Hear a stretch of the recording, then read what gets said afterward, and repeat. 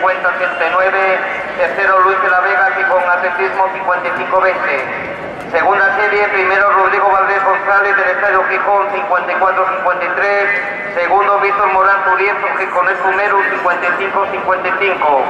Tercera serie, primero Carlos Alonso García de Valdemoro 51-99. Segundo, Diego Viñuela, Spring Atletismo León 53-03. Tercero, Kevin Hernández, Hugo Caja Burgos 55-92. Cuarto, Arturo Fernández, del Grupo Cultura Covadonga 56-40. Cuarta serie, primero Ricardo Menéndez, del Grupo Cultura Covadonga 51-12.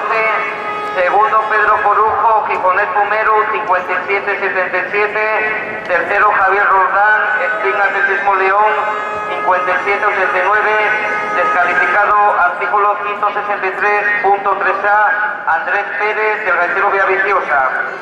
400 femenino, primera serie, primera Arancha Mejía de la Santino Oviedo 10493. Segunda, Cristina Iglesias, Gijón Atletismo 10550. Tercera, Paula González, Estadio Gijón 11376. Descalificada, artículo 163.3, Laura Cuesta de Gijonet Fumeru.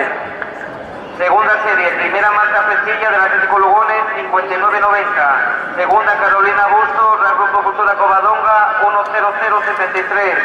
Tercera, Marta Fernández, Fútbol Club Barcelona 10117. Tercera serie, primera Bárbara Camblor, Fallas de Castellón 57-64. Segunda, 0-0.